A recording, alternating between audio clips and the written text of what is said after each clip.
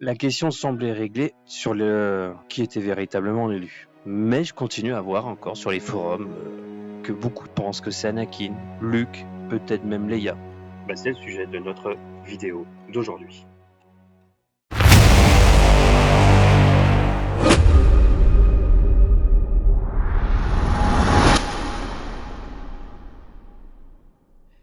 Salut les fans de Star Wars et bienvenue sur Hiker TV. Pour cette vidéo, j'ai regardé plusieurs vidéos YouTube, blogs et autres sources et je me suis même replongé dans les films pour répondre à cette question. Commençons par les prophéties déjà. Oui, parce qu'il y en a plusieurs. L'une des prophéties dit qu'un jour, un être sensible à la force naîtra et ramènera l'équilibre dans la force. Cet être ne sera ni du côté lumineux ni du côté obscur, mais représentera le véritable équilibre entre les deux. D'accord, ok, c'est bien. Mais qui sait du coup ? La prophétie ne le dit pas. Mais nous savons qu'il s'agit d'un être ultra sensible à la force. Une autre prophétie, ou une autre façon de voir la prophétie, parle d'abord du jour, puis de la nuit, et enfin de l'équilibre. Cela signifie donc que l'élu doit d'abord représenter la lumière, puis l'obscurité, et enfin l'équilibre.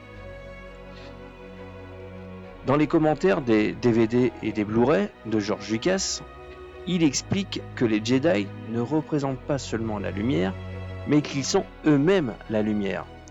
De même, les Sith ne représentent pas seulement l'obscurité, mais ils sont eux-mêmes l'obscurité. L'équilibre de la force signifie donc qu'il y a autant de lumière que d'obscurité dans la force. Voilà, on en est là. Les Jedi ont peut-être mal interprété la prophétie au final. En effet, dans la Revanche des Sith, Obi-Wan dit à Anakin qu'il était l'élu, mais Anakin répond qu'il n'est pas là pour détruire les Sith, mais pour sauver Padmé de la mort. Cela montre qu'Anakin n'a pas du tout compris la prophétie. L'élu doit ramener l'équilibre dans la force, ce qui signifie que les Sith doivent être détruits. À la fin du retour du Jedi, Anakin tue l'empereur et se sacrifie pour sauver son fils. Il ramène ainsi l'équilibre dans la force, du point de vue des Jedi. Mais la prophétie ne dit pas que l'élu doit mourir. Donc, nouvelle balance. À la fin de l'ascension de Skywalker, Rey utilise les sabres laser de Luke et Leia pour vaincre Palpatine. Elle symbolise ainsi la lumière et l'obscurité, et l'équilibre entre les deux. Rey pourrait donc être la nouvelle élue. Elle utilise les enseignements des Jedi et des Sith pour amener l'équilibre dans la Force. Voilà où en était ma réflexion. Mais depuis peu, j'ai réalisé quelque chose de plus surprenant. Nous connaissons tous la prophétie, je le rappelle, un être sensible à la force apportera l'équilibre, mais et si ce n'était pas un seul élu, mais 4 ? Et si tous les 4 accomplissaient leur destin pour finalement équilibrer la force ? Ainsi, selon cette nouvelle théorie, les 4 élus pourraient être Anakin, Luke, Solo,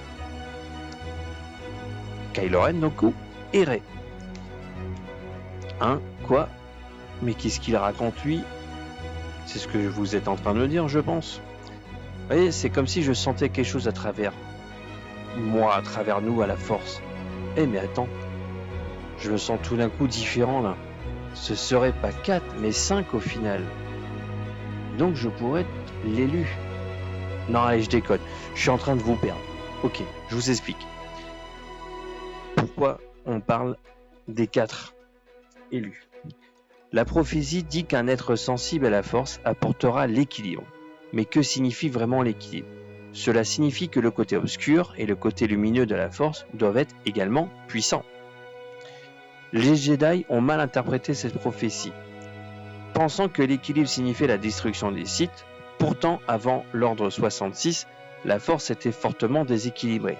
Il y avait des milliers de Jedi, mais seulement 2 Sith.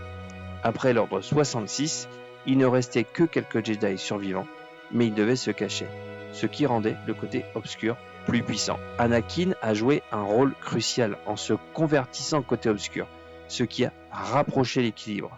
Cependant, le côté obscur est resté dominant. C'est là qu'intervient Luke, le deuxième élu.